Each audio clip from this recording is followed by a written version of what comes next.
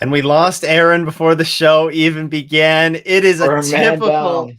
a typical Four Doors and GT4s episode, but we'll wait a moment for Aaron to get back on. But in the meantime, it's a very special episode tonight because we are joined by Sam Baker, driver of the number 52 Baker Racing Audi in the IMSA Michelin Pilot Challenge. So Sam is going to be on with us tonight to break down preview the upcoming race weekend at Canadian Tire Motorsports Park. And then on the back half of this episode, we'll also be talking about what happened in Watkins, Glen. So lots for us to talk about tonight. We have Aaron back. That was impeccable timing for it. But Aaron, we'll start off with you. How's it going this evening?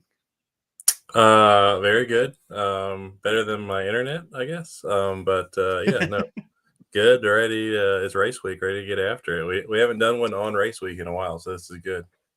It's true. You guys, well, I mean, Sam, you're not going to be leaving. It's not a very far, drive for you to get to the track. But Aaron, we were just talking before we went live here. Aaron is going to be leaving later this week, of course, to get to the track and return north of the border to the land of maple syrup and poutine Milk in a bag.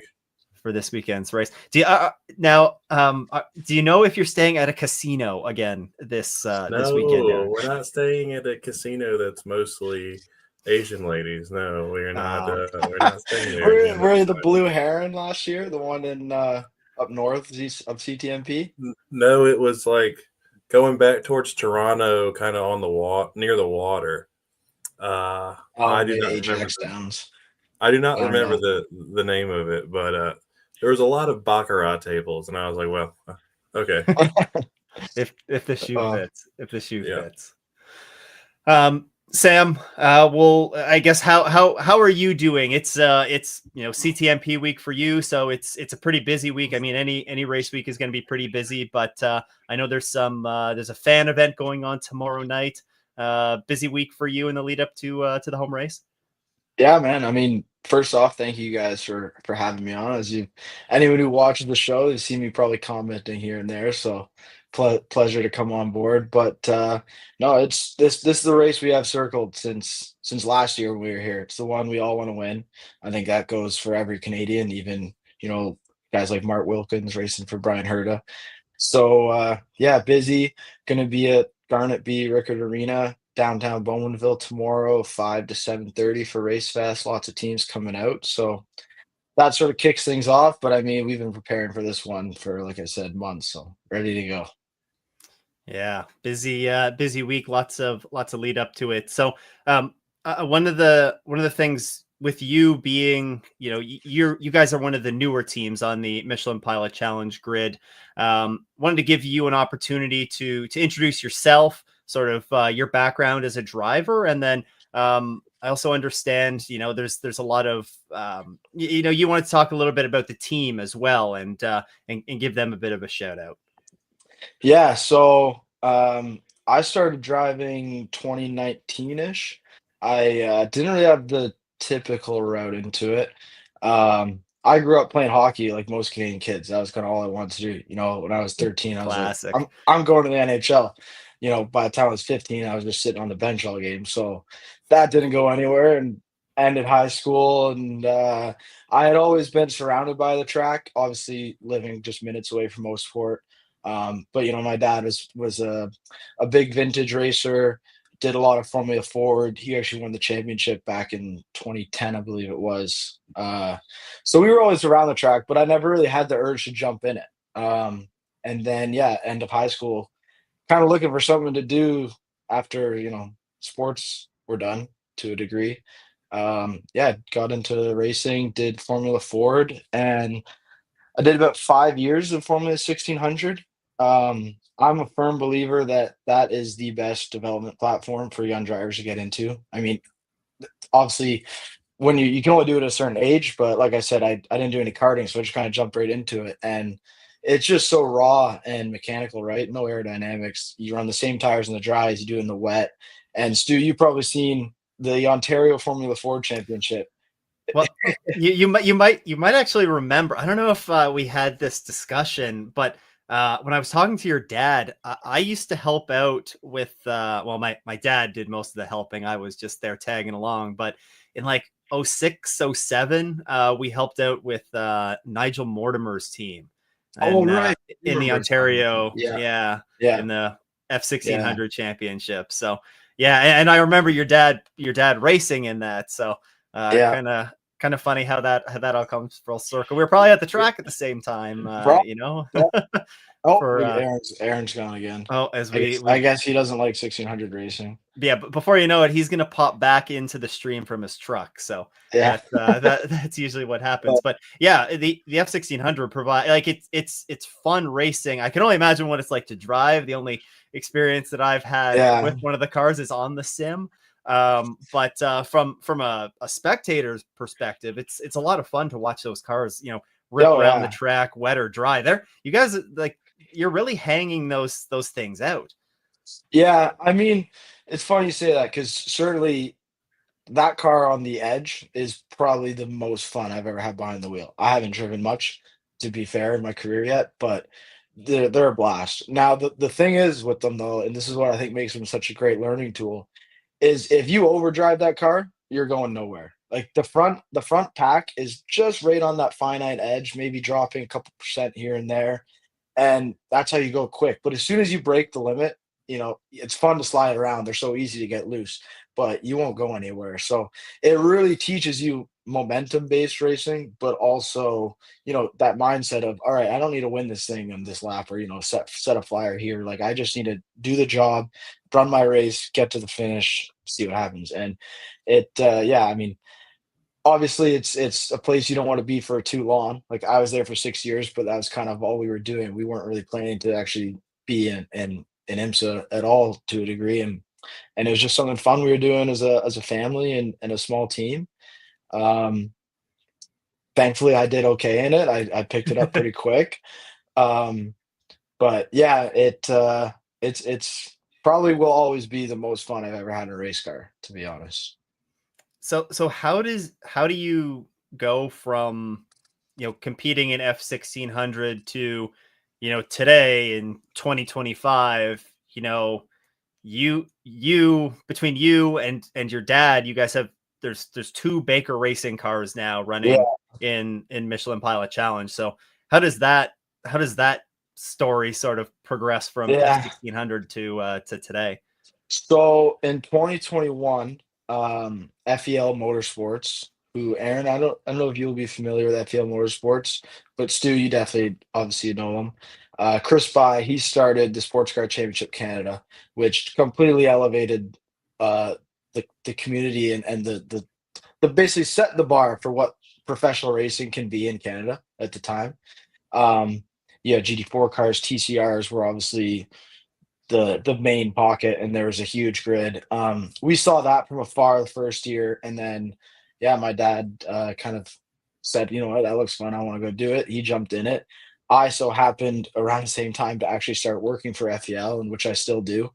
Um, One thing led to another. He actually won the championship in TCR there in 2023, and then it kind of came to a point where he was like, "I'm having so much fun doing this, but I want more."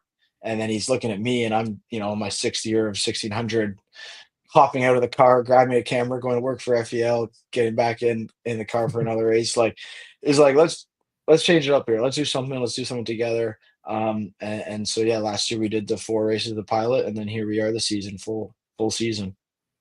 Full season, and recently added a second car to the Yeah. grid. Was that starting at Watkins Glen, or was that mid That Ohio? started at Watkins, so we're Okay. gonna have that at Watkins, CTMP, and then we'll see from there. But yeah, I mean, incredible driver lineup too. I can't give enough of a shout out to my teammate James Vance. He's been an absolute legend to work with, an absolute pro, and he actually lives about 15 minutes away from me here. So we're working out every day, playing pickleball, and he's become one of my best friends beyond just a teammate, and really showing me the ropes of how to progress in this grid. Because pace is one thing, but I've found the biggest thing with IMSA is if you don't walk around this paddock with intensity and proper intent to do something out there, you're just going to fall behind because no one's messing around, especially at the front. It's, it's the best touring car racing in the world, in my opinion, but especially in North America. Yeah. We do Yeah. have a question that popped in here from the long-haired Saka. And All right. they ask, yeah, I got a question for we him. get there's some wild names that pop up here in the chat. Where is Baker Racing based out of? So we're based out of my garage. So I'll quickly get into the team here because I do want to talk about them. Starts off with my dad, who number one's a great dad. Clearly, I mean, we're here, wouldn't be doing this without him. And beyond grateful for what he did out of the car to get us in a position to be able to do this, let alone what he does as team manager, but also driver. Last year, he drove the hauler. He preps the cars in the garage. Like I said, we just run it out home. And obviously we got a huge support system. I got to name off a couple names, but Adam, Chelsea, Christoph, Ron, our engineering team, Jose, Tom, and Eric, those two from MLT Motorsports have been a huge help. Tim, who's been a guy who's been racing with my dad literally since 1600. Our team's phenomenal, and everyone's new to it, but everyone has a role and everyone pitches in and lifts everyone up. And it's huge, especially for those moments during a race weekend where things don't go your way. When you're looking to the guy next to you or the girl next to you, and they're still got a smile on their face, and they're saying, "You know what? Let's go. Tomorrow's a new day. We're ready." It's super motivating, and it's inspiring to say the least. But yeah, we're based out of our garage. As crazy as it sounds, it's not just like a shed. It's a nice garage, obviously, but just about, I'd say, 5 minutes from the track. From CTMP. So Tyrone, Ontario. I'll give a shout out to the Tyrone. If anyone ever is driving through Mosport, go to the Tyrone Mill. Get some great wood-fired pizza on the weekends. Where is ice cream. Tyrone in relation to Mosport? Is it north? Okay, if you pull out of Mosport Road, and you go left, and you're heading west. Yep. And so I don't know if you've ever done this, but if you take the first left after pulling off the highway there's a really long, twisty road. And it's super fun to drive, faster than you should be on the road. I won't say anymore. You take that twisty road, and you'll basically end up in Tyrone. Like if you follow Liberty Street. So, I mean, Tyrone's like 2 minutes from the track, essentially. I gotcha. Yeah, but, usually the route that I end up taking is down to the lights and then south, or whatever Google tells me is fastest. But I've never heard of this place, so that's you gotta go check it out. I mean, you're a city guy, like you were saying before. You're close to the city, like us in the country. That's where the fun's at. There we go. Yeah. I guess Aaron, what do you have any? What are you thinking right now? Sorry, Aaron's got that intense look on his face. Like you were talking about the intensity that you need to walk around the Pilot Challenge paddock with, and Aaron was showcasing that. I don't feel like I walk around intense. I feel like I walk around pretty chill most of the time. No, you do. You definitely do. But I'd say for the most part, you walk around the IMSA paddock, like it doesn't look like anyone's having fun, but everyone's having a blast. But it's a lot of serious faces, and I mean that's what's awesome about it. That's what makes IMSA. One of the things I will say about Baker Racing is I think you guys have the best golf cart in the Pilot Challenge paddock. You guys seen some days. Yeah, that's it. You can't miss it. If you guys are ripping around on that. It's a unique one. Yeah. That's probably the first thing I drove at a racetrack, actually, if you think about it in some ways. So when was the first time you ever went to Mosport? Oh, do you even remember it? It would be like probably before the movie Cars came out. So 2006 was that. That's how I base all my calendars, as well as what year the movie Cars came out. Yes, this is great. It's a piece of cinema history that, you got to know that date. So I remember it around then. I'd say, like, I couldn't tell you the specific race or when, But like I said, we did a lot of vintage racing. My dad had the 1600 car and then a Formula Atlantic 70s car, and that was pretty much we took that thing around. We went to a lot of races in the States actually. I don't remember as much, but that was kind of my introduction to racing, I guess, and all I knew was that stuff. Yeah. Good stuff. There's a couple more comments that we have. One of them I'm gonna leave until we start getting into the preview of CTMP. But Andrew, another fellow Brian Herta auto sport guy, always love to have teams like Baker out there pushing the grid forward. You from Andrew's perspective, working on the grid, and a fan's perspective, couldn't agree more. Yeah. And then we're we trying. have Ricky Bobby in the chat too. Ricky Ryan. Bobby's here. Is that the looks like that's the Precision Racing Audi in the front, and then is that maybe your car in the background there? Yeah. It He's sure one of looks I like think it. he's lead tech on the 7 car. So he's a You great guy. guys, Shout out Ryan. We love yeah, battling with you guys too. yeah, it's got some love coming in the chat now. So I think this is probably a good spot to turn our focus, hone in on CTMP, the race that's going on as we're recording this. It's Tuesday, so that's 4 days away or so. That we're talking about going racing. So let's talk a little bit of CTMP. And Aaron, I'll start with you here. It's a very fast and flowing track. CTMP is. We're potentially going to, I don't know if we're necessarily going to see weather here on the Saturday. But it's a race weekend that we always see fairly hot temperatures. There's multiple different track surface ages that we're working with. There's some portions that have been, resurfaced fairly recently. So I guess what kind of challenges does CTMP present from kind of a setup perspective and from your point of view? Yeah. Well, first of all, if my connection dies again, I'll go to my other laptop and my hotspot and try from there. That was my wife handing me the hotspot through the door. Yeah, I mean, obviously, it's the most high commitment track we go to on the schedule. It's the fastest track on the schedule. It is. When you have an amateur driver, that doesn't have a lot of seat time there, it's more of a challenge than other tracks for us. Certainly, it's not the easiest place to go test that and get laps in if you're an American team. So that definitely gives the home field advantage to some guys that have a ton of laps there and feel super comfortable. I mean, you saw it with Sam and his dad last year, right? I mean, I think that was your second ever IMSA race. And you guys are right up there at the sharp end of the field, and your dad was putting in lap times with all the pros in the second half of the race.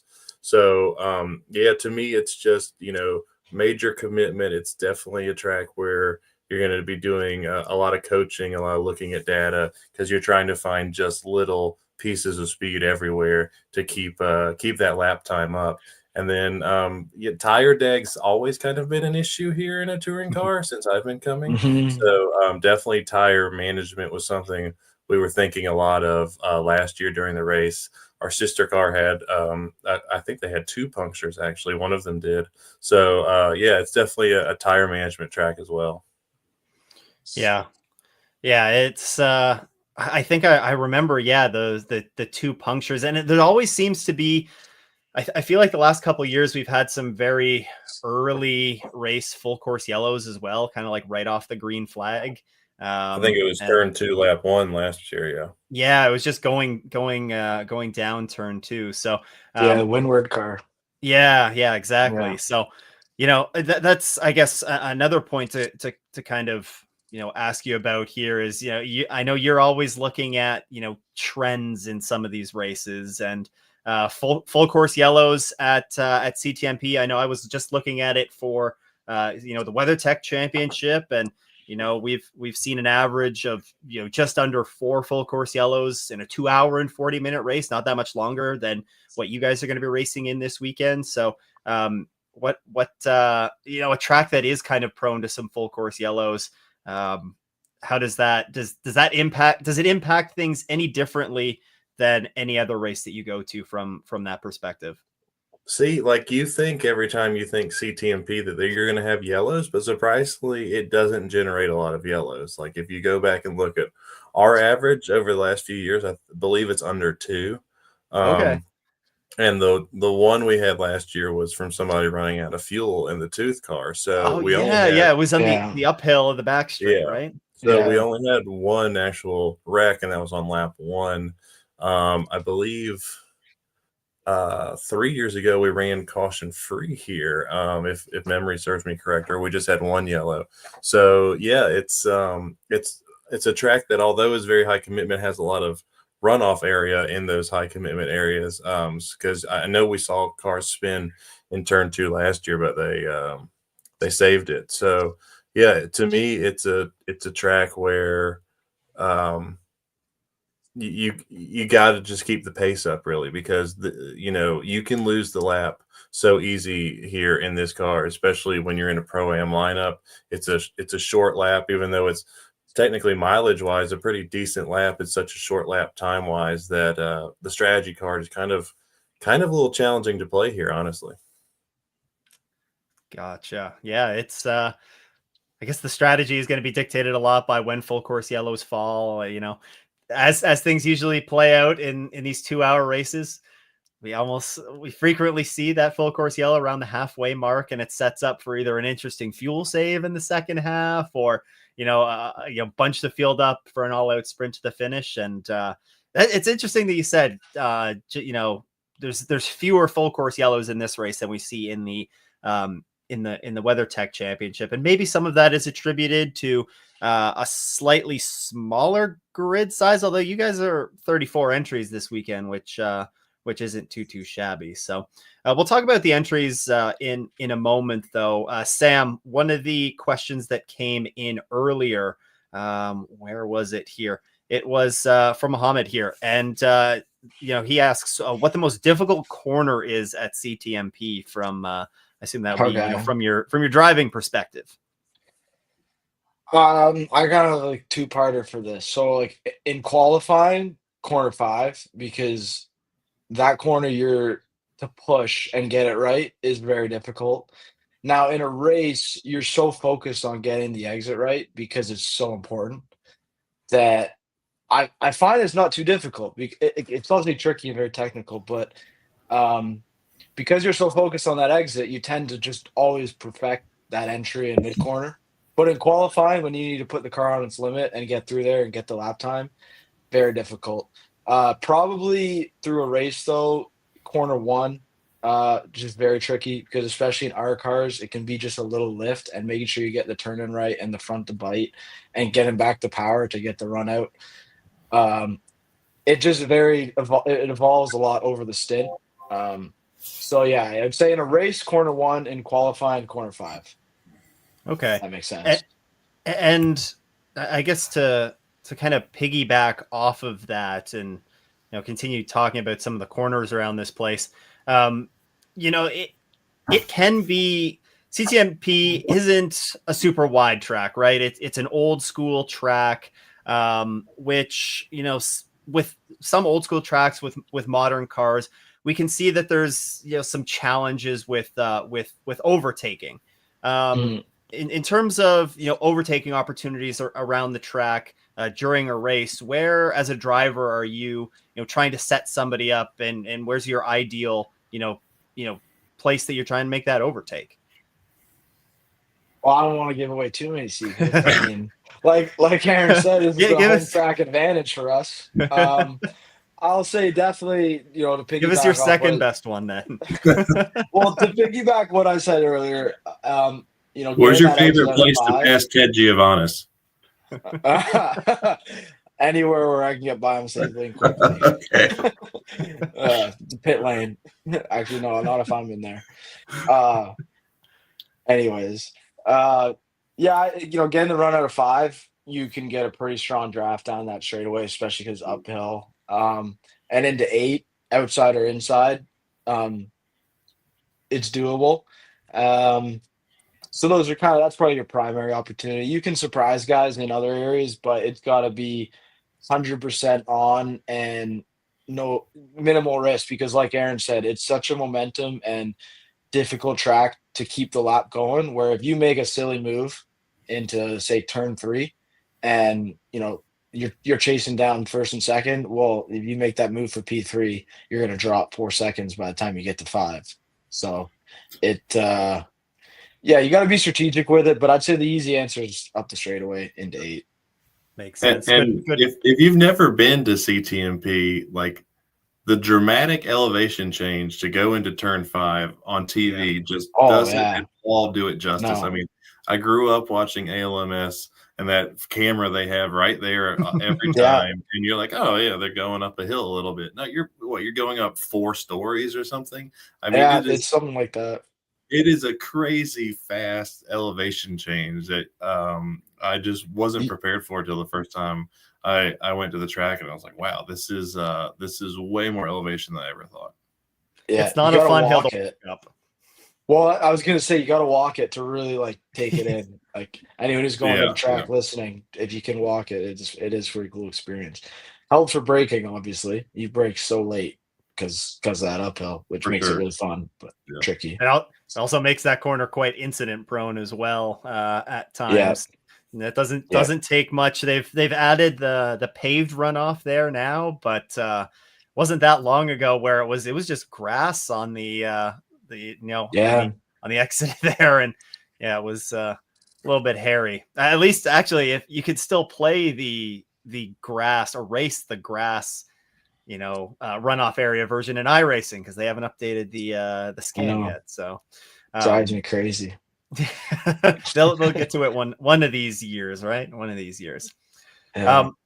Sam, one of the other things I wanted to ask you was, there's a pretty quick turnaround from, Watkins Glen to CTMP.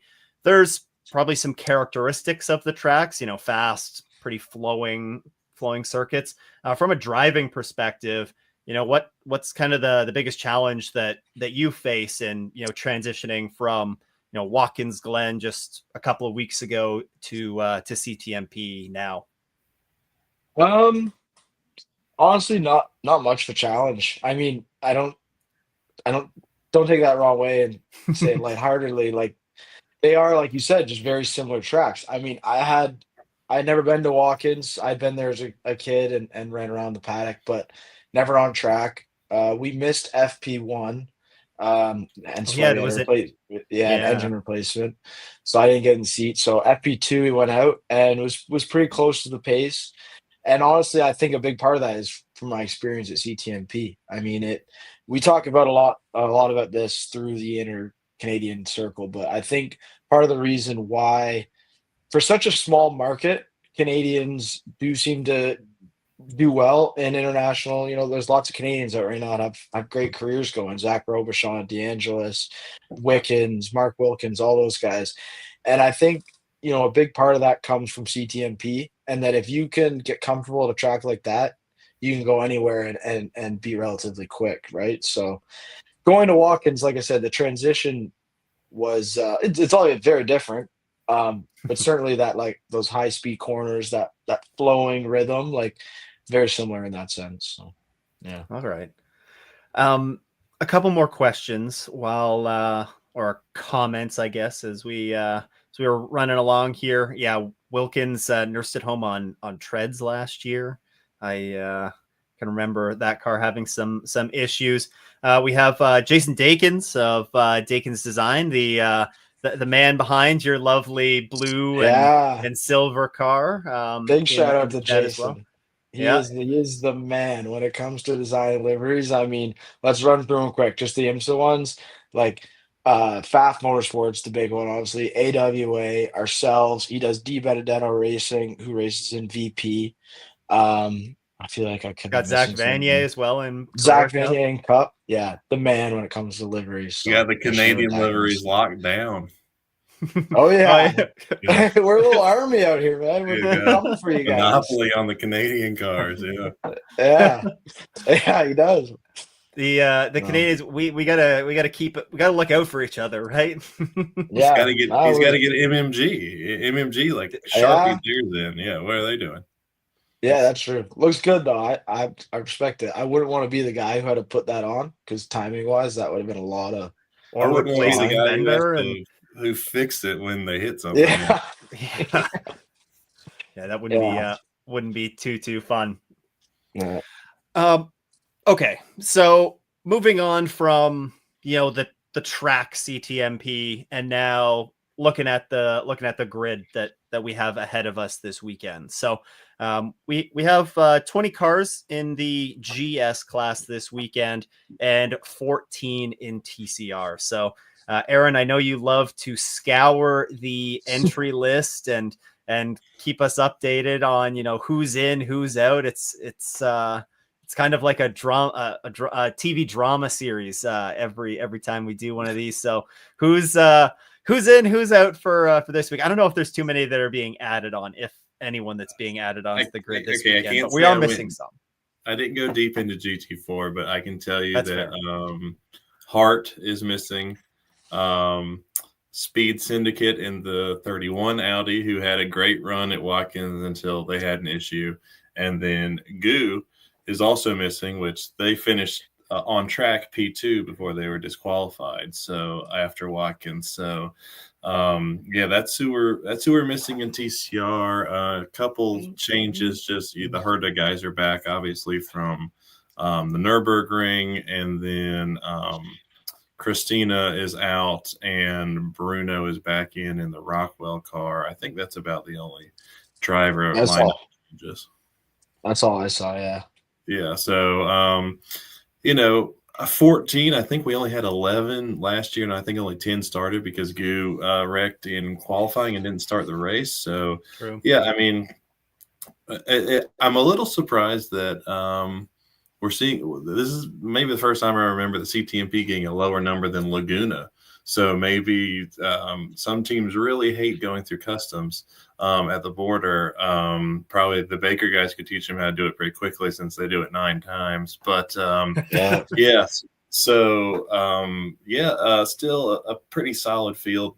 I think was it 36 cars, 37 cars, something like that, or 34 total. Yeah. Yeah, so our smallest field of the year, but still a plenty strong field. So, the one that's kind of surprising is the Goo guys. I really feel bad for them. I mean, I was one of the first people to congratulate them when I was walking back to the garage on their first podium, and to go from that highest of high to getting DQ'd afterwards, I know has to sting. Hopefully, we will bounce back, and we'll see him again soon. I mean, John Doonan was there congratulating them on getting Cooper's first ever podium right after the race. Cool. So it was a big deal. So yeah, I hate to see them disqualified on something like track width, but that's how it goes. So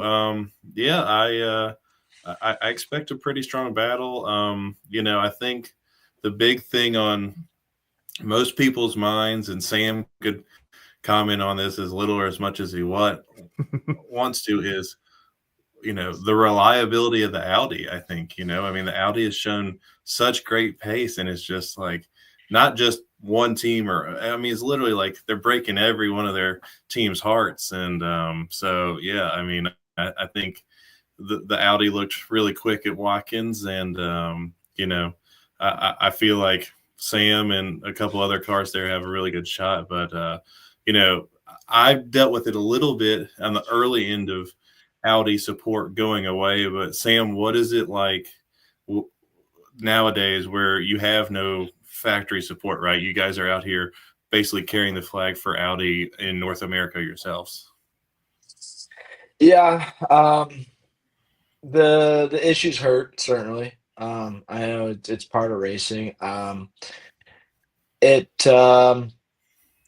I was never here when Audi was more involved and, had a trailer in the manufacturer lot. But, we have NGP and John from there, and he's top notch. He's always on it with getting us stuff when we need it. Like he had that motor ready to go. Obviously we're we're buying parts from him, but he's there, and he'll always make sure we get on track, and he obviously wants us to do well. So the relationship in that sense doesn't feel different. And then in terms of our connection with Germany, I don't know if you ever worked with a guy named Detlef at all back in the day when you were running Audis. I don't But remember that name, but yeah. he's the one who designed the car, at least the current gen. And he's, always a phone call away. Like even at Ohio, we were going through some data in an engineering meeting, and we just called him up on Facebook, and he answered questions right then and there. So I mean, Nice. the support's there. It's not so much. Just because their trailer is not in the manufacturer lot, it doesn't mean Audi, I think, doesn't care and doesn't want to see their cars do well. Ultimately, the issues we've seen, I don't know if anyone has a clear answer, but we're working on it. I know all the other guys are too. When it does get figured out, we know where we stand pace-wise. But certainly, been a bit of a stinger a couple times the last 2 races going down with mechanicals, but we'll bounce back, and we know we got a good car under us. Yeah, I definitely feel for you on that one. It would be I think my 14th race as a solo engineer in TCR before I got my first podium. And I mean, you can tell when you watch this show or you talk to me, but I mean, Watkins, when we broke an axle leading, and Road America when we ran out of fuel last year leading, I probably think more about those 2 races than I do the wins or the podiums.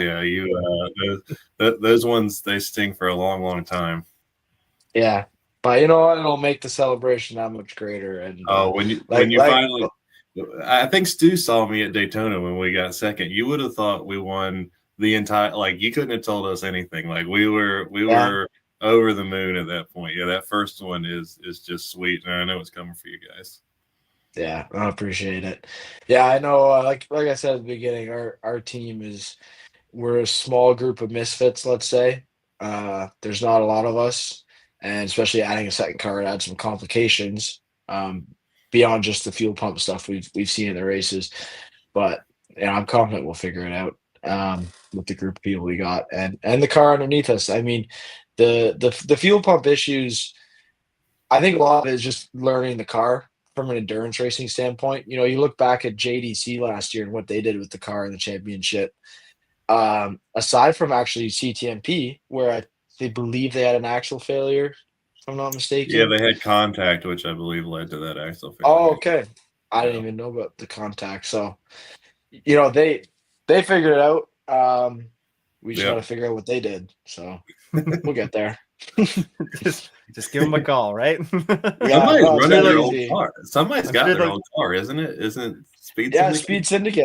Yeah, and they got lots of info from them, and they had the same fuel pump go down, like you said at Watkins. So yeah, we had fuel pump issues even on the Gen 1 Audi too. Yeah. So we'll it's one of those things where the endurance aspect of Michelin Pilot really creates a complication for some of these cars. I think the Hyundai has been very well designed to match sprint racing standards and endurance standards. And it's not that the Audi hasn't. It's just there's some little gremlins and things you got to learn to absolutely maximize it week in, week out. Yeah, I mean, for sure. That's the difference between us and what the guys are doing in Europe, right? Is we're running 2 and 4 hour races with these cars that, quite frankly, like Sam said, are designed to run 25-minute sprint races. So, HMSG, with Hyundai, designed a car to try to go win the Nürburgring 24 hours. And I think they were really the first people that kind of took that endurance first approach to the car. And you can see it just in the reliability of the car, knock on wood. But yeah, I mean, we're putting these cars through a lot for a car that's designed to run at the absolute maximum for 25 minutes, and we're pressing it for 4 hours at that same pace. It's putting a lot of strain on the car. Yeah. I guess the third car that we'll have on the grid this weekend, because there is no Cupra, is the Honda. It's if I'm not mistaken, did Honda grab the pole here last year? No, it was Felipe or Gottsacker. Yeah. I think it was. Yeah. I think it was Harry. Yeah. Was it? Yeah, Maybe I it think was the year Harry. before. Maybe it was the It year was before Harry. because Yeah, it was definitely it was Harry because he was Eversley. fighting Eversley previously. was, yeah, because they ended up having one car that crashed, I think, and didn't have any spares so they only ran one. So Honda's also shown some solid pace, throughout the season here at CTMP as well. What's that, Aaron? Did you think? Yeah. Yeah. I was gonna say, yeah. Yeah. And this is a beautiful transition to touch on a little bit of BOP, right? The Honda did pick up some extra weight, but I think something that I heard was that the GS cars actually, you guys have had to deal a lot with GS traffic throughout the season. It seems like more than in previous years. Maybe that's just me, but No, I would agree with that feeling. Okay. Yeah. So it definitely seems like it's been more of an issue this year. There's been a lot of changes to the GS and specifically like different power levels, different maps that they're using. Have you guys heard of anything about that and how we might expect it to change some of the racing this weekend? Do you expect that, those GS cars, there's going to be a little bit more of a gap between, them and then you guys in the TCR cars? Oh, Stu, you're catching me off guard. I did not check the BOP of the GT4s. Speaking of BOP, hold on. Man. Let me look at it. Sam, have you heard anything about it? Well, I think they could put 500 pounds of bricks in some of those cars, and some of the drivers are still going to be. We're going to catch on lap one. With all due respect to them, that's just a fact, the way it is, and we got to deal with it. And it makes it fun at times, and certainly frustrating in others. But yeah, I guess I see what you're talking about, Stu. That's probably like I would have to talk to somebody in GT4, but that looks more like a yearly like ECU update for everybody to be running a different map all of a sudden like that. Which happened. I've heard. Sorry, I cut you off there, Aaron. I was just gonna say that I had heard that that kind of expecting the GS cars to be a fair bit quicker than maybe they previously were. What a fair bit sort of means, I don't know, but it might be something that we to keep an eye on. Maybe it is, as you mentioned, just something, some yearly update, but I don't know. I had heard that it might be there might be a little bit more of a gap between the cars this weekend. So I guess fingers crossed there is more of a gap for you guys, certainly like as we work our way through traffic and TCR, you eventually hit a point where you meet a GS car that's right in that sort of weird area where you just don't have the speed to pass them, but you also are quicker than them at the same time. And it maybe if it affects that area, that'll be awesome. But certainly the bottom, at least the starters in GS, there's no power level in the world that's going to make them faster. No. Yeah, and all of our cars got lighter in TCR between the end of last year and this year, which some of that was based off of kind of a BOP limitation with the Alpha and it having a smaller engine, and it was already way like 200 kilos lighter than the rest of us or something. So we all did get a little lighter, which obviously is going to make things different. But yeah, I mean, if you talk about BOP, like more things change, more things stay the same. If you look at the BOP from Daytona to CTMP, it is exactly the same for the Honda and the Hyundai. We've come and gone, and we're back right in the exact same spot. So yeah, it's but yeah, for sure, I feel like the GS traffic has been, it's been an issue for not only Dennis out there, but even in the first stint, like Sam's saying, and you get to that point where somebody, you just can't quite get past them, and they are slowing you down. We've had that happen to us in Preston's stint, I want to say the last 3 races, really. So yeah, it's something I don't quite remember, and honestly, I would like to see a little more a little bit bigger of a gap, because you don't see that in WeatherTech, right? You're not going to have a GTD car slowed down by an LMP2 car. It just doesn't happen. No. Well, I guess it was at the Glen, right? Wasn't it the Montreal Motorsports Honda that they qualified 4th overall or something like that? Was it? In that race, they were way up the running order, and the TCRs were very well mixed in throughout the GS class. It wasn't just them kind of as a single outlier. There's a lot of mix up there. So and the pass round too. That because if we get a yellow and we do a pass round, then we got to start back with them all in front of us again and go do it again. So I mean, certainly, you know what though, it's part of it. It's part of what makes pilot, I think, pretty interesting. Endurance racing in general, I guess, really across the board. But ultimately, if you're someone trying to get away from someone, it can be a real pain. But if you're trying to catch up to someone, well, then it's the greatest thing that can happen, because if that car gets slowed down, well, now you're right back on their bumper, So highs and lows with it. Yeah, it's multi-class racing. I mean, we like it, but yeah, I mean, something that I mean, I've had like fans come up before and go, "Oh, a GT4 car versus a TCR car." Like, I think what some people don't know is a TCR is a purpose-built from the ground up race car, and it looks like the street car, right? Where a GT4 car is a street car that is turned into a race car.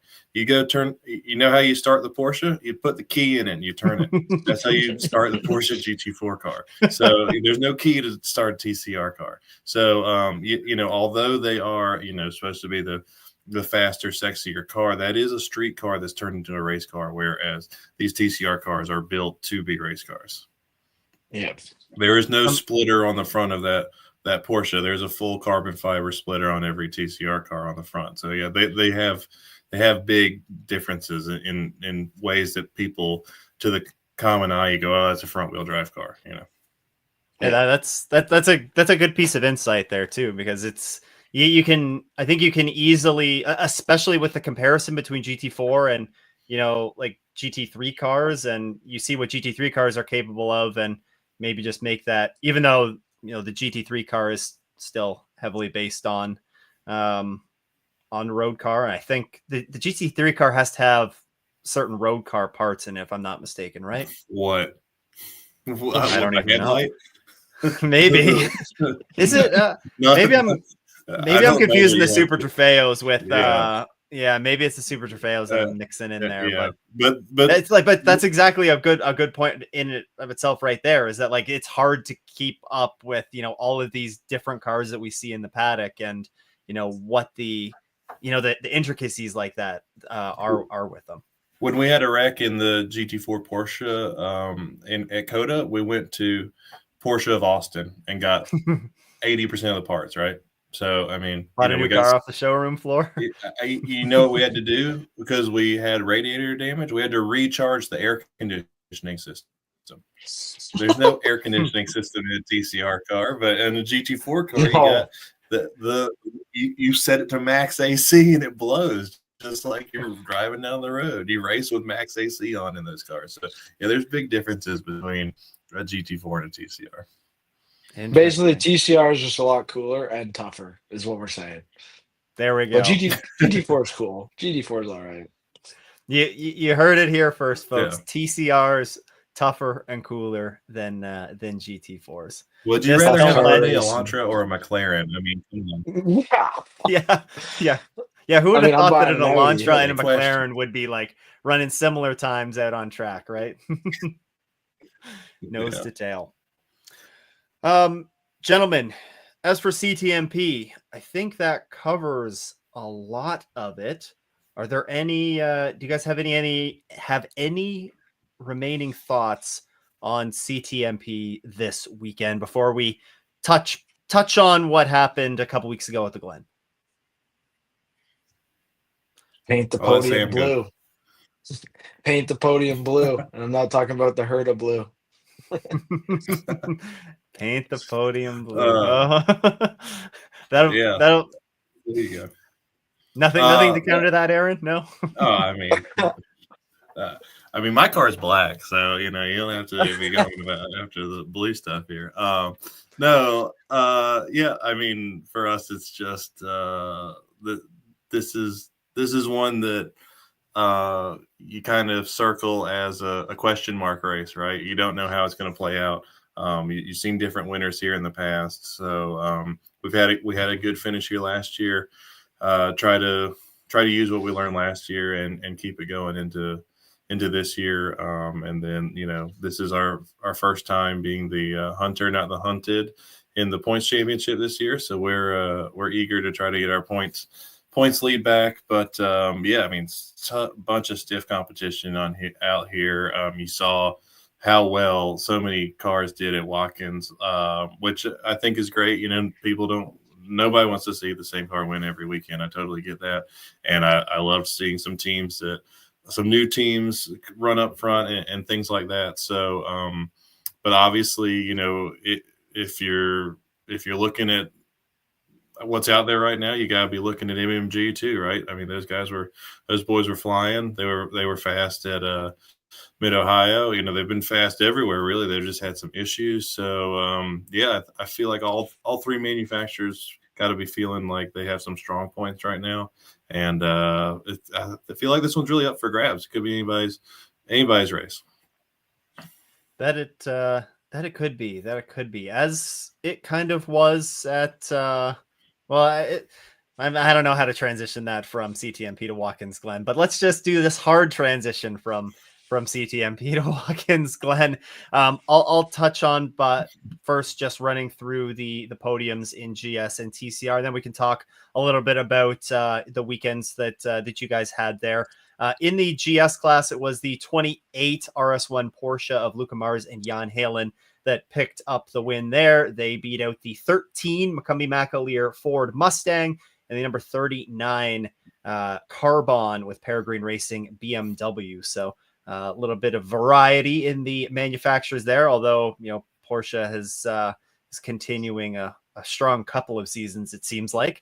And then flipping down to TCR here, it was the Honda, the number 93 Honda of Carl Whitmer and LP Montour that won in their Honda Civic in the TCR class. The 99 Victor Gonzalez Hyundai, just merge Honda and Hyundai together, finished second, with the 98 Hyundai rounding out the podium. It was a very hot weekend at Watkins Glen. I'll start off with you, Sam. I know you guys had an eventful weekend to say the least. So do you want to talk about your Watkins Glen adventure? Yeah, I mean, FP1 for our car. So it was the first time, like you had mentioned earlier in the episode, we brought two cars to the table. Yep. Big challenge. As you were probably aware, DHL went on a bit of a strike here in Canada. So we had some troubles getting some parts for the 56 car, like the ABS pump and kit, which definitely put them on the back foot. And they had some issues and gremlins. It was just that car hadn't run a bit. Ourselves, like we mentioned, we had to do the motor swap, which our guys crushed it on that. FP2 got up to pretty decent pace, was fairly happy, having never done a lap of the track, and then qualified third, went into the race feeling super, dialed in and ready to at least hold position, give the car to James to do the job that he does and get us to the front, which is where we were headed. Obviously high pressure fuel pump failures, which sort of took us back, and we had to do an extra stop to swap that out, which real quick before I hand it off to Aaron, Christoph and Adam are our two main guys over the wall. Chelsea is the other one. She crushes it on fuel. But Christoph and Adam, I think, have the Guinness World Record for the fastest fuel pump changes done in pit lane in IMSA history, because they can change a fuel pump in like under 3 minutes and get us back out. Unfortunately, with the way this race was, we weren't really able to get into a good spot. But I mean, in the previous races, we had fuel pump failure. We were inside the top 10, like 8th and 7th or something like that. And it's all because those guys just in the heat grinded out and knocked those things out super quick. So I got to give a big shout out to those guys. But not the race we wanted, but, onto the home backyard. So, yeah. Anyways, Aaron, I'll hand it off to you. I guess it's been I guess Mid-Ohio was your 1 year since you guys had joined the grid, right? Yep. Mid-Ohio last year was your first Yep. race. So crossing over the 1 year mark is a big deal. Yeah, thank you. Aaron, Watkins Glen. Oh boy.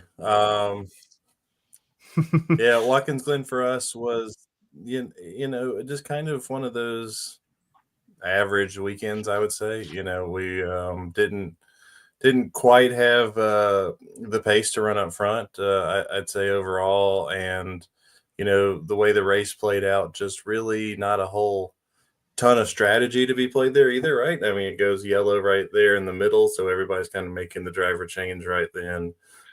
So we lost a spot on pit lane, and I think we had Dennis in 10th or 11th, and he's kind of trying to fight from there. And it's a field full of pros, right? So even if you think you got the best driver, that which I think I do, it's a lot of work when you're trying to manage the tire and all that to go get past all those guys. So, for us, we ended up finishing 6th on the day. I don't feel like we had a ton more. I mean, maybe if we had a little bit of track position, we could have had a couple more spots up. But, overall, just kind of one of those blah weekends for us. I mean, 6 out of 17 cars, you go, okay, I shouldn't complain. And then through a penalty, we turned into a top 5. But obviously, to win the championship, you really got to be in that top 3 on a consistent basis. So for us, if it's not that, then we feel like we left hurting ourselves more than we did good. So yeah, just missing that little bit during the weekend. Definitely the Honda was super fast. The Audis were fast, and we felt like we rolled off the truck in a good spot, but just didn't quite have it. So you leave there out of that feeling, right, and you go top 5, still a pretty good day. So that's kind of how I've been feeling about it, and turn the page and go to the next one. Yeah, and with leaving Watkins Glen, we're now halfway through the season. That was round 5 of 10 for you guys in the pilot challenge, and the championship hunt is there's, especially in TCR, there's a lot of interesting battles to watch here. You have the 98 and your 76, Aaron. You guys are separated by 30 points there in first and second. And then, you look at this midfield battle now where, Sam, you guys are very much like right in the thick of this midfield battle. There's 4 or 5 cars here that are separated by like 110 points there. So,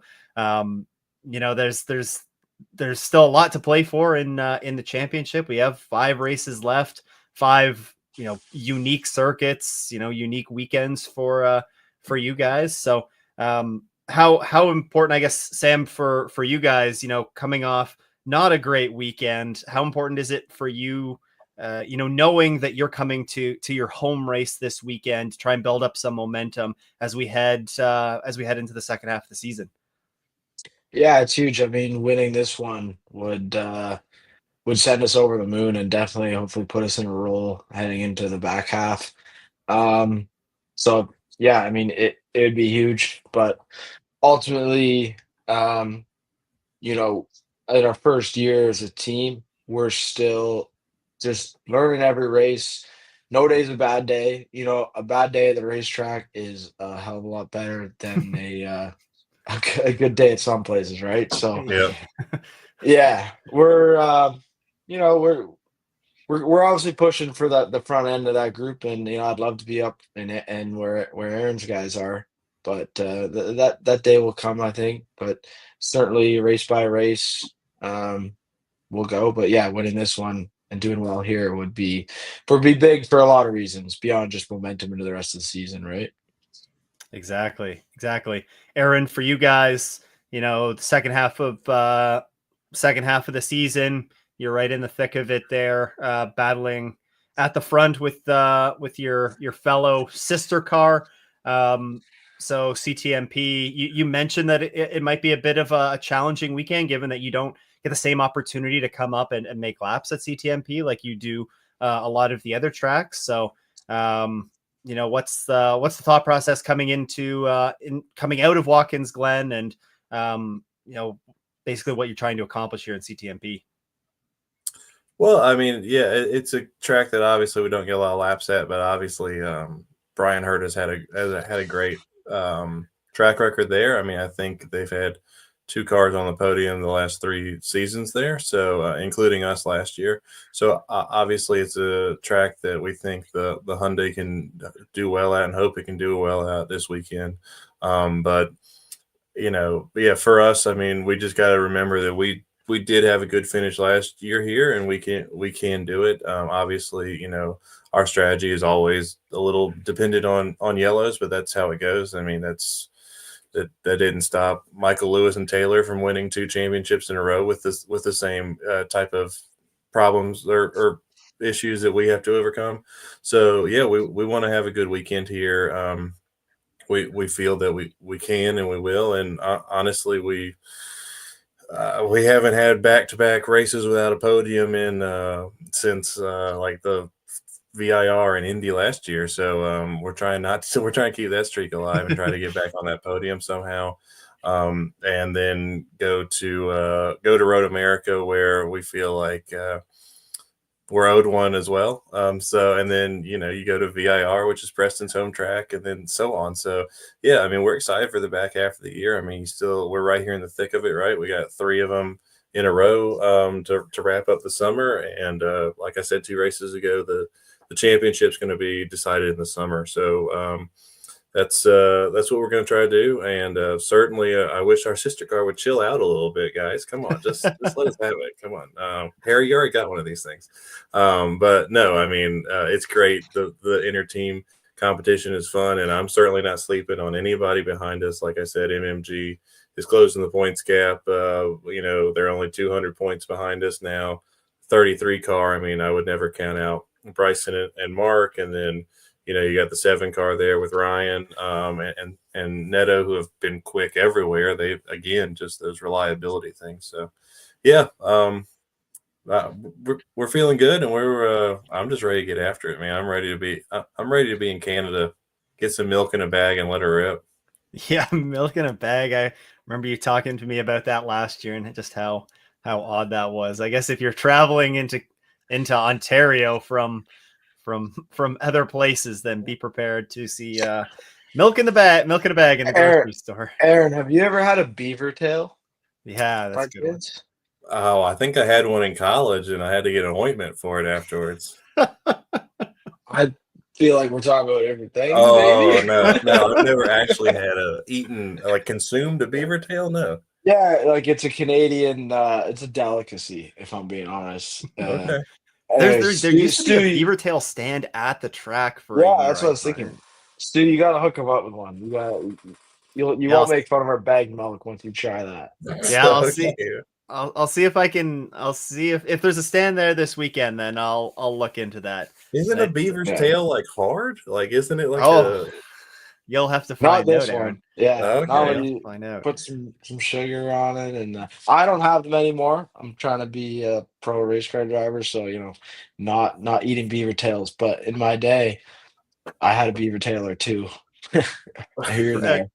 Christoph even agrees with us. Beaver tails are a Canadian delicacy. So this is just a bunch of Canadians screwing with the American, though. I still don't trust you guys. No. No, swear to God. We would never do that. You'll love it. Yeah. All right.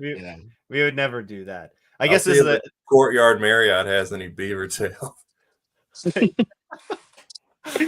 This is a good reminder before things completely go off the rails. If you have any questions for Aaron, Sam, I don't know why you'd have a question for me, but if you have a question for any of us, then feel free to fire them into the chat. If you're listening to this after the fact, you can always get your questions in ahead of time for the next episode.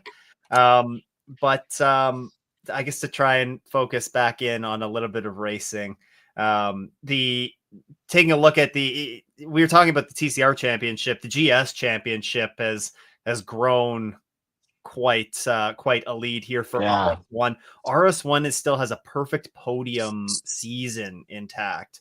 With they win in Watkins Glen. That's their second win of the season, to go along with a couple second place finishes, and then that measly third place finish that they got at Mid Ohio. But I guess they don't want to talk about that.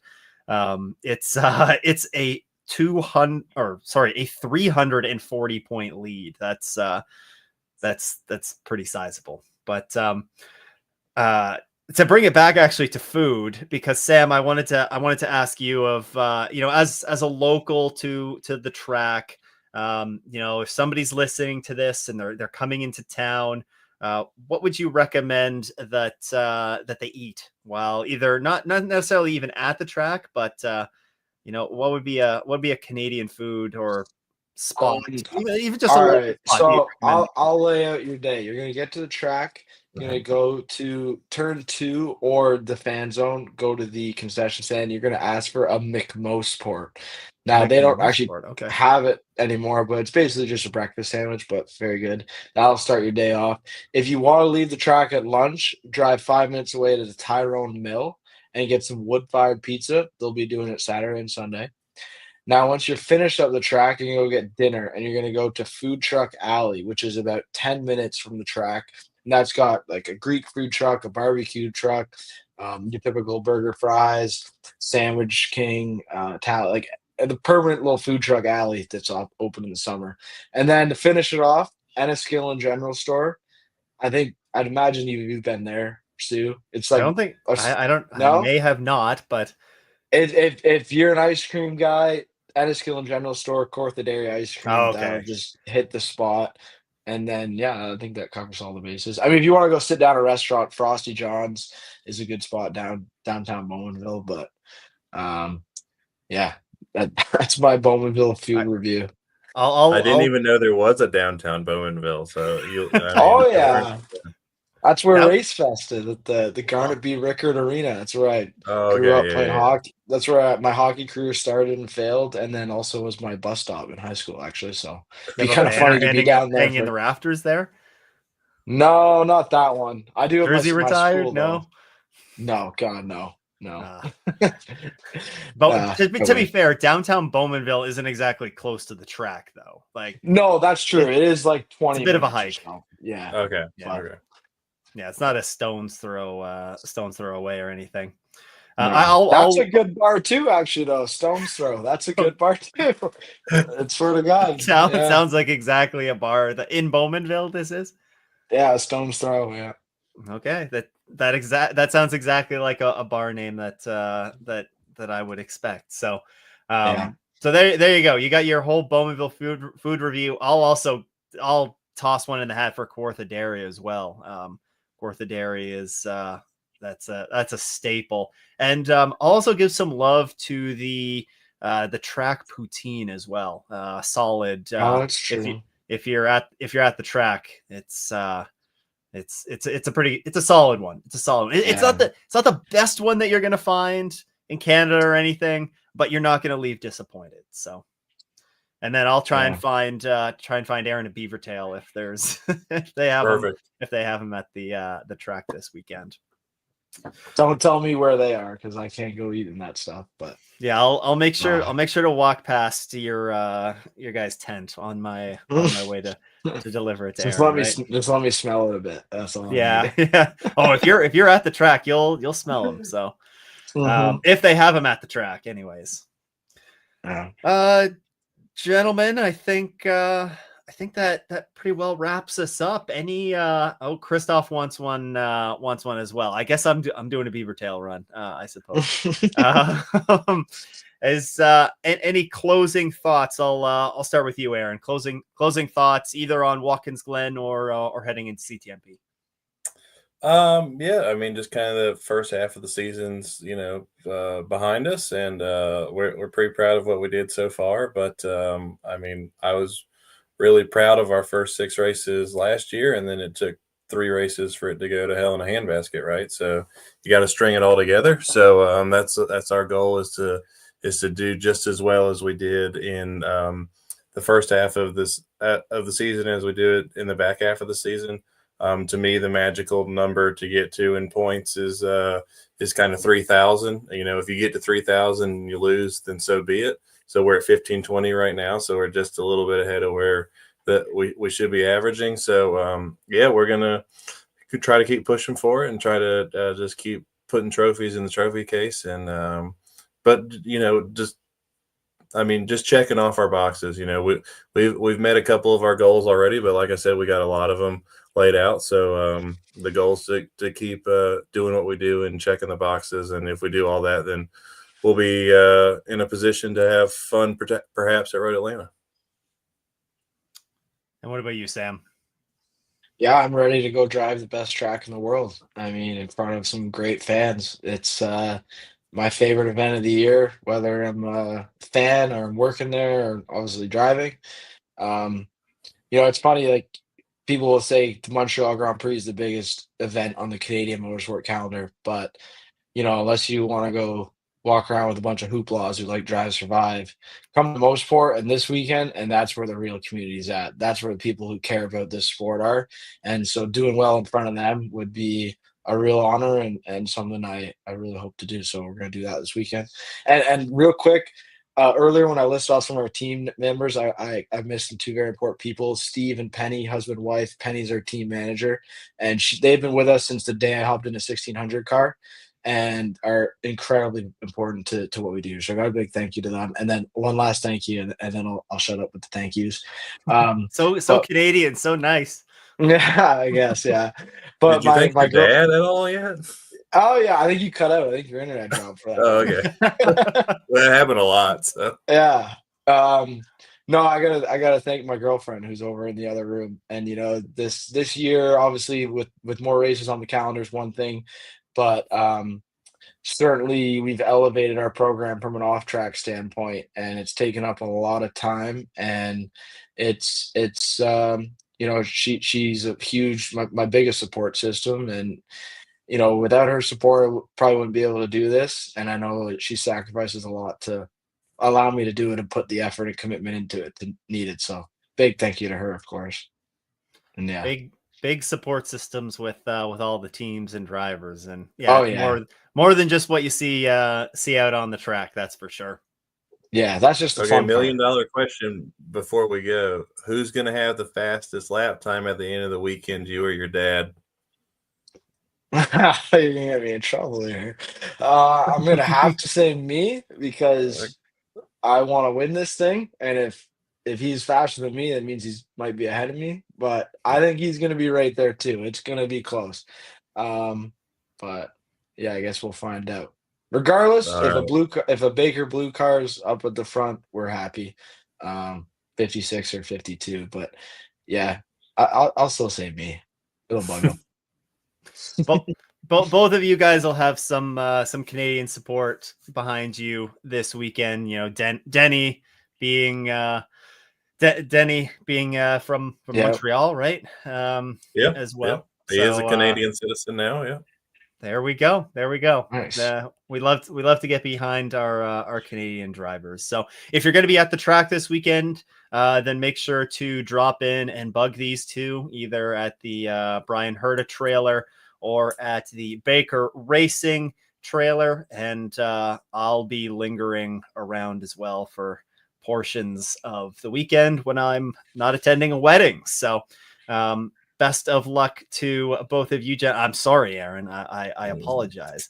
I remembered that you said that you were doing that. Yeah. I know that you do well when I am in attendance at the race. So I'm going to take America that one time. That is true. That is true. Yeah. But I was at Daytona the past 2 years, and that turned out pretty well for you. So I'm not going to take all the credit or anything, but I will take a little bit. Anyways, it's been an hour and 15 minutes. It's been great talking with both of you gentlemen. Thanks everyone for tuning in. We'll be back with a recap video from CTMP sometime between CTMP and the next round at Road America. So hope everybody has a good race weekend, and we'll talk to you in the next one. See ya. It's good. Thank you guys.